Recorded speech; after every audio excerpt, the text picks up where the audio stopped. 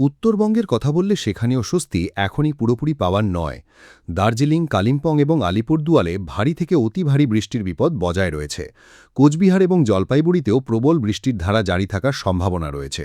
উত্তর এবং দক্ষিণ দিনাজপুর জেলাগুলোর জন্য হলুদ সতর্কতা কার্যকর থাকবে। পাহাড়ি এলাকাগুলোতে ক্রমাগত হতে থাকা বৃষ্টির কারণে ধসের ঝুঁকি বজায় থাকবে।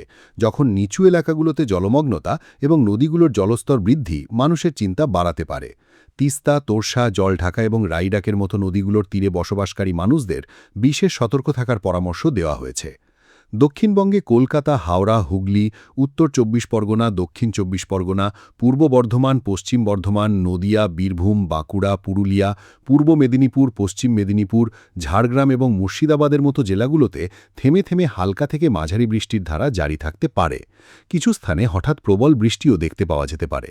উপকূলীয় এলাকাগুলোতে ৩০ থেকে ৪০ কিলোমিটার প্রতি ঘণ্টা থেকে শুরু করে ৪০ থেকে ৫০ কিলোমিটার প্রতি ঘণ্টা পর্যন্ত গতিবেগে ঝোড়ো হাওয়া চলার সম্ভাবনা বজায় রয়েছে।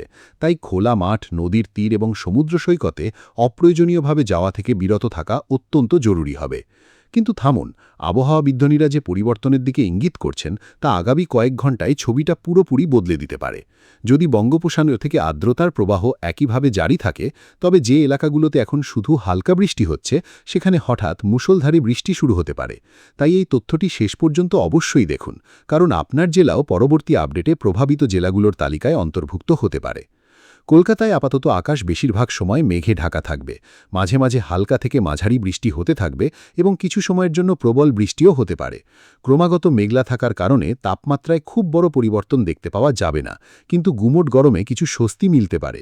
রাস্তায় জলমগ্নতা, ট্রাফিক জ্যাম এবং অফিসে যাতায়াতকারী মানুষদের সমস্যার সম্মুখীন হতে পারে। তাই যাত্রার আগে আবহাওয়ার টাটকা তথ্য অবশ্যই দেখে নিন। আবহাওয়া দপ্তরের বক্তব্য যে সক্রিয় মৌসুমী অক্ষরেখা এখনও রাজস্থান, ঝাড়খণ্ড এবং গাঙ্গেয় পশ্চিমবঙ্গ হয়ে এগিয়ে চলেছে। এর সাথেই বাংলাদেশের ওপর তৈরি হওয়া ঘূর্ণাবর্ত এবং বঙ্গোপসাগর থেকে ক্রমাগত আসা জলীয় বাষ্প মিলে পুরো রাজ্যে বৃষ্টির জন্য অনুকূল পরিস্থিতি তৈরি করে রেখেছে। এই কারণেই কোথাও হালকা বৃষ্টি তো কোথাও হঠাৎ ভারী বৃষ্টির ধারা ক্রমাগত দেখতে পাওয়া যেতে পারে। উত্তরবঙ্গের পাহাড়ি এলাকায় বসবাসকারী মানুষদের জন্য বিশেষ সতর্কতা জরুরি। দার্জিলিং, কালিম্পং এবং আশেপাশের এলাকাগুলোতে ধসে আশঙ্কা বজায় রয়েছে। অন্যদিকে জলপাইগুড়ি, আলিপুরদুয়ার এবং কোচবিহারে ভারী বৃষ্টির কারণে ক্ষেত, রাস্তা এবং নিচু এলাকাগুলোতে জল জমার সম্ভাবনা রয়েছে। প্রশাসনের পক্ষ থেকে জারি করা কোনো সতর্কবার্তাকে হালকাভাবে নেওয়ার ভুল একদম করবেন না। যদি আপনি পশ্চিমবঙ্গের যে কোনো জেলায় থাকেন, তবে এখনই কমেন্ট করে নিজের জেলার নাম অবশ্যই লিখুন। আমরা পরবর্তী আপডেটে আপনার জেলার সবচেয়ে সঠিক আবহাওয়ার তথ্য অন্তর্ভুক্ত করব। এবং যদি আপনি চান যে এমন প্রতিটি জরুরি আবহাওয়া সতর্কবার্তা সবার আগে আপনার কাছে পৌঁছাক, তবে এখনই ভিডিওটি লাইক করুন এবং আমাদের চ্যানেলটি সাবস্ক্রাইব করতে একদম ভুলবেন না, কারণ আবহাওয়ার পরবর্তী বড় পরিবর্তন কোনো দীর্ঘ সতর্কবার্তা ছাড়াই কড়া নড়াতে পারে। আপাতত পুরো পশ্চিমবঙ্গে এই সংকেতই মিলছে যে আগামী কিছু সময় পর্যন্ত বৃষ্টির ধারা পুরোপুরি থামার নয়। উত্তরবঙ্গে কোথাও ভারী থেকে অতি ভারী বৃষ্টি, তো দক্ষিণবঙ্গে থেমে থেমে হালকা, মাঝারি এবং অনেক স্থানে ভারী বৃষ্টির সম্ভাবনা বজায় থাকবে। যে জেলাগুলোতে কমলা এবং হলুদ সতর্কতা জারি রয়েছে সেখানে অতিরিক্ত সতর্কতা অবলম্বন করা অত্যন্ত আবশ্যক। বজ্রপাতের সময় খোলা স্থান থেকে দূরে থাকুন, ঝোড়ো হাওয়ার সময় গাছ এবং দুর্বল কাঠামোর নিচে দাঁড়াবেন না, এবং যদি আপনার এলাকায় জলমগ্নতার পরিস্থিতি তৈরি হয় তবে নিরাপদ স্থানে থাকুন। আমরা ক্রমাগত আবহাওয়া দপ্তরের প্রতিটি নতুন তথ্যের ওপর নজর রাখছি এবং যেমনই কোনো বড় আপডেট সামনে আসবে সবার আগে আপনাকে তার বিস্তারিত তথ্য দেব। মনে রাখবেন, আবহাওয়ার পরবর্তী মুহূর্ত কেমন হবে তা এখন পুরোপুরি নির্ধারিত নয়, এবং এই অনিশ্চয়তাই এই পুরো সিস্টেমকে আরও বেশি গম্ভীর করে তুলছে। এই পুরো আবহাওয়া সংক্রান্ত ঘটনাক্রম থেকে সবচেয়ে বড় বার্তা এটাই বেরিয়ে আসছে যে কেবল নিম্নচাপের কেন্দ্র কোথায় আছে এটাই বৃষ্টি নির্ধারণ করে না। আসল ভূমিকা বঙ্গোপসাগর থেকে ক্রমাগত আসা আর্দ্রতা, সক্রিয় মৌসুমী অক্ষরেখা, ঘূর্ণাবর্ত এবং স্থানীয় বাতাবরণীয় পরিস্থিতি পালন করে। এই কারণেই একটি জেলায় প্রবল মুষলধারে বৃষ্টি হতে পারে যখন তার থেকে কিছু দূরত্বেই কেবল হালকা টিপটিপ বৃষ্টি দেখতে পাওয়া যেতে পারে। তাই নিজের জেলার পরিস্থিতি মাথায় রেখেই যাত্রা, চাষবাস এবং দৈনন্দিন কাজের পরিকল্পনা করা সবচেয়ে নিরাপদ হবে। আবহাওয়া দপ্তরের তাজা পূর্বাভাস অনুযায়ী দক্ষিণবঙ্গের অধিকাংশ অংশে আগামী কিছু সময় পর্যন্ত হালকা থেকে মাঝারি বৃষ্টির ধারা জারি থাকবে, যখন কিছু স্থানে হঠাৎ ভারী বৃষ্টিও নথিভুক্ত করা যেতে পারে।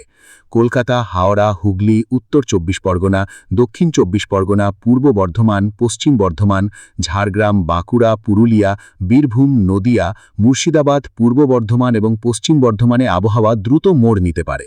এই জেলাগুলিতে বজ্রবিদ্যুৎ সহ বৃষ্টি এবং প্রায় 30 থেকে 40 কিলোমিটার প্রতি ঘন্টা থেকে শুরু করে 40 থেকে 50 কিলোমিটার প্রতি ঘন্টা গতিবেগে ঝোড়ো হাওয়া বয়ে যাওয়ার সম্ভাবনা বজায় রয়েছে।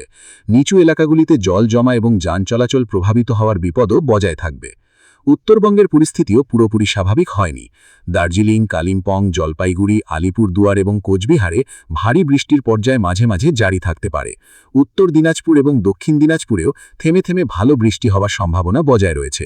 পাহাড়ি এলাকাগুলিতে ধসের বিপদ এখনও পুরোপুরি শেষ হয়নি, তাই পার্বত্য পথগুলিতে যাত্রা করার সময় অতিরিক্ত সতর্কতা অবলম্বন করা অত্যন্ত জরুরি হবে। অন্যদিকে তিস্তা, তোরসা, জলঢাকা এবং রাইডাকের মতো নদীগুলোর জলস্তরের ওপর ক্রমাগত নজরদারি রাখার প্রয়োজন রয়েছে, কারণ একটানা বৃষ্টির কারণে এগুলিতে জলস্তর বাড়তে পারে। কলকাতায় আবহাওয়ার মেজাজ আপাতত মেঘে ঘেরা থাকবে।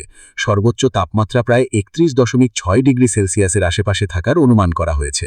সারাদিন মেঘলা থাকবে এবং মাঝে মাঝে হালকা থেকে মাঝারি বৃষ্টি হতে থাকবে। কিছু সময়ের জন্য জোরালো বৃষ্টিও হতে পারে, যার ফলে প্রধান রাস্তাগুলিতে জল জমা এবং ট্রাফিক জ্যামের পরিস্থিতি তৈরি হতে পারে।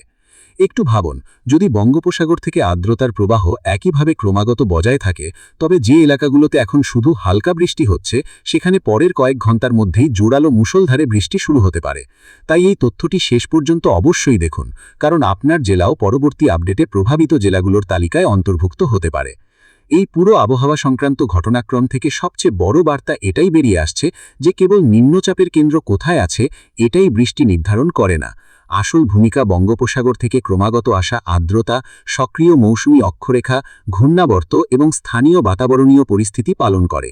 এই কারণেই একটি জেলায় প্রবল মুষলধারে বৃষ্টি হতে পারে, যখন তার থেকে কিছু দূরত্বেই কেবল হালকা টিপটিপ বৃষ্টি দেখতে পাওয়া যেতে পারে। তাই নিজের জেলার পরিস্থিতি মাথায় রেখেই যাত্রা, চাষবাস এবং দৈনন্দিন কাজের পরিকল্পনা করা সবচেয়ে নিরাপদ হবে।